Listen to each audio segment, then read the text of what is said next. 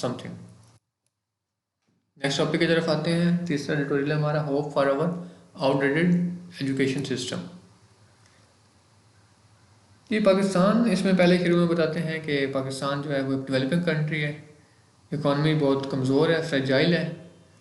पाकिस्तान में political instability है, जो हर मसाइल की बेसिक जड़ जो है वो पाकिस्तान में पॉलिटिकल इंस्टेबिलिटी नज़र आती है। और दूसरे मसाइल में पॉलिटिकल अनरेस्ट है, स्प्रेडिंग टेररिज्म तो पाकिस्तान को काफ़ी टाइम से एक बड़े बड़े मसले के तौर पे पाकिस्तान को उसका सामना रहा है। सेक्टेरियन वायलेंस है, सोशल इंस्टेबिलिटी है, इकोनॉमिक डिक्लाइन है। तो ये सब इश्यूज बेसिकली आ कहाँ से रहे हैं, ये अराइज कहाँ से हो रहे हैं? लैक ऑफ टॉलरेंस, अदम बर्दाश्त, जनरल अंडरस्टैंडिंग और लिटरेसी। ये तीनों इश्यूज जो हैं ये जो निकल रहे हैं वो निकल रहे हैं हमारे एजुकेशन सिस्टम की वजह से, जो कि एक प्रॉपर एजुकेशन सिस्टम नहीं है, इनएफिशिएंट है। एजुकेशन सिस्टम हमारा इनएफिशिएंट क्यों है, इसकी बेसिक जो वजूहत हैं वो हम शेयर करते हैं यहाँ पे आपके साथ। Education has been viewed as a step child, इसको प्रॉपर ट्रीट ही नहीं किया गया कि इसको आप स्टेप चाइल्ड की तरह आपने देखा है, सौतेली औलाद की तरह, इसका प्रॉपर इसको ध्यान ही नहीं दिया गया इसके ऊपर। एजुकेशन सिस्टम ने सबसे कम जो बजट है वो हासिल किया है, लोवेस्ट बजट है, तो जिसकी वजह से एजुकेशन सिस्टम की जो एक्सीलेंसी और वो ख़त्म हो गई। इकोनॉमिक कंडीशन जो हमारे इस एजुकेशन सिस्टम ने इम्प्रूव करनी थी, पॉलिटिकल सिस्टम को इम्प्रूव करना था, सोशल स्टैंडिंग को इम्प्रूव करना था, वो नहीं कर सका। हमारा सिस्टम कोलैप्स कर गया एजुकेशन सिस्टम। और तकरीबन पाकिस्तान 25 के करीब जो है एजुकेशनल पॉलिसीज़ जो हैं वो इम्प्लीमेंट कर चुका है, लेकिन उसके बावजूद एजुकेशन सिस्टम हमारा फेल ही हुआ है। एजुकेशन सिस्टम के फेलियर की वजूहत में से और भी हम आपके साथ शेयर करें कि लैक ऑफ एडुकेट बजट नहीं होता, लैक ऑफ पॉलिसी इम्प्लीमेंटेशन, पॉलिसियाँ बन तो जाती हैं लेकिन इम्प्लीमेंट नहीं किया जा सकता। एग्जामिनेशन सिस्टम वो हमारा सही नहीं है, डिफेक्टिव एग्जामिनेशन सिस्टम है, रट्टा सिस्टम चल रहा है हमारे मुल्क में, कोई प्रॉपर एग्ज़ाम का सिस्टम नहीं है। फिजिकल फैसिलिटीज़ नहीं है, पूरी फिजिकल फैसिलिटीज़ हैं, स्कूल्स नहीं है, स्कूल में है तो बेंचेस नहीं है, और जो इस तरह के दूसरे चीज़ें होती हैं वो नहीं है। हमारा अभी वो टार सिस्टम चल रहा है, बाकी मसाइल उधर वैसे ही पड़े हुए हैं।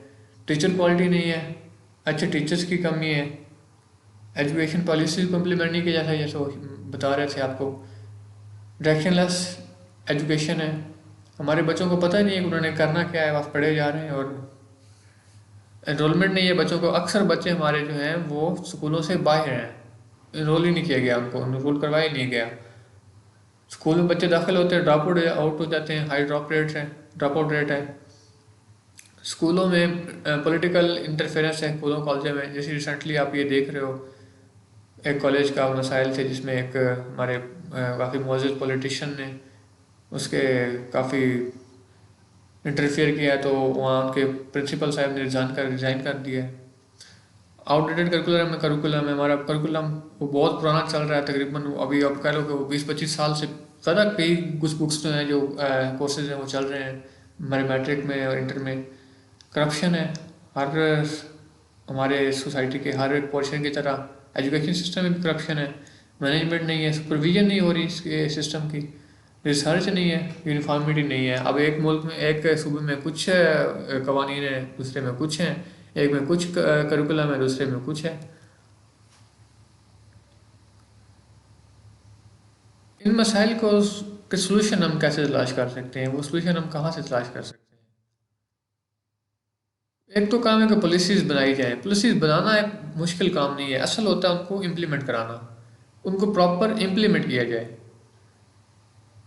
और दूसरी जो इसमें बात है कि एजुकेशन जो है वो प्रोविंशियल टॉपिक है। 18th कॉन्स्टिट्यूशन अमेंडमेंट के बाद वो प्रोविंशियल टॉपिक है, प्रोविंसेस इसको डील करते हैं मैक्सिमम। प्रोविंशियल गवर्नमेंट को हर इकोनॉमिक सेक्टर्स और सोशल सेक्टर्स के साथ जो है ना वो मुकम्मल एक आज़ादी, ग्रेटर ऑटोनमी हासिल है, जिसमें एजुकेशन भी शामिल है इस सिस्टम में। फेडरल लेवल पे देखें तो ministry of education and trainings and standards in higher education (MET and SHE) contributes coordinates with international development partners and serves as a platform for provincial education departments to exchange information and create synergy, synchronization and harmony. तो federal level पे भी जो है ये synchronisation और harmony और इस तरह के जो हमांगी पैदा करने के लिए सूबों के दरमियान, तो ये एक MET एंड SHE नामी हमारी जो मिनिस्ट्री है वो भी काम कर रही है। तो जो की प्रॉब्लम्स हैं वो सिंगल यूनिफाइड पॉलिसी फॉर्मुलेशन और उसके इम्प्लीमेंटेशन का है। हमारे पास ना कोई प्रॉपर एक सिंगल पूरे कंट्री के लिए, एक पूरी स्टेट के लिए एक पॉलिसी है और ना ही हम उसको इम्प्लीमेंट कर पा रहे हैं। बहुत से प्लान्स जो हैं, Pakistan had several plans of action regarding educational reform, but the political divide manifested through provincial government has always altered the process. जो प्रोविंशियल गवर्नमेंट्स जो हैं वो डिवीजन जो काज हो रही है, पॉलिटिकल डिवीजन का जो काज बन रही है, उसकी वजह से भी जो हमारी पॉलिसीज जो हैं वो प्रॉपर इम्प्लीमेंट नहीं हो पा रही। जो बेसिक इसमें बड़ा जो आ गया है सिस्टम में फ्ला जो है वो है रेड टेपिज्म का। रेड टेपिज्म क्या होता है कि जिसमें आपका जो एक फॉर्मल जो बने हुए हैं आपके लॉज हैं, जैसे एक्सेस रेगुलेशंस हैं, रिजिड कंफर्मिटी है, तो ये जो फॉर्मल रूल्स बने हुए हैं इन पे ऊपर जो रिजिड कंफर्मिटी और या इन पे एक्सेसिव रेगुलेशंस आप लगा देते हो, तो इसकी वजह से जो बहुत से एक्शंस हैं हमारे डिसीजन मेकिंग के वो जो है हिंडर हो जाते हैं, वो रुक जाते हैं, उनको प्रॉपर तरीके से आप नहीं कर सकते। इसमें बहुत टाइम कंज्यूमिंग हो जाते हैं ये। तो ये भी एक बेसिक जो वजह है हमारे इसके सिस्टम के एजुकेशन सिस्टम के फेलियर की। इस सब को कम करने के लिए, सबको कंट्रोल करने के लिए, ख़त्म करने के लिए जो एक काउंसिल बनाई गई है पाकिस्तान के प्राइम मिनिस्टर शहबाज शरीफ की लीडरशिप में, SIFC special investment facilitation council. Basically ये बनी है पाकिस्तान में फॉरेन इन्वेस्टमेंट को कैप्चर करने के लिए, जो फॉरेन इन्वेस्टर्स हैं उनको अट्रैक्ट करने के लिए वन विंडो ऑपरेशन के ज़रिए से। वन विंडो ऑपरेशन में यही है कि वो जो है ना रेड टेपिज्म और स्ट्रक्चरल जो इश्यूज हैं इनको बाईपास कर दिया जाता है, इनकी वजह से कोई रुकावट पेश नहीं आती।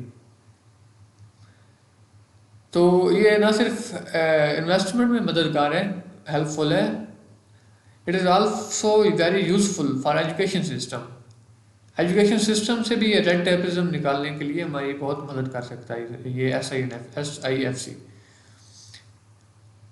तो ये पाकिस्तान के बहुत से जो मसाइल हैं उनको हल करने के लिए एक रेमेडी के तौर पे काम कर सकती है। SIFC can be a source of single unified educational policy that not only modernizes Pakistan education system to the needs of time but also unify the nation through a single curriculum। Education system को ये modernise कर सकता है और पूरी nation को एक single curriculum की तरफ ला सकता है, जिसके की ज़रूरत पर बहुत ज़्यादा पास्ट में भी जोर दिया गया है।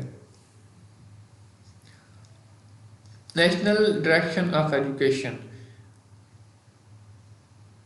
जो एक national direction of education, investment in youth and commitment to fostering a skilled work force, इसमें भी ये इन्फ्लुएंस कर रहा है SIFC।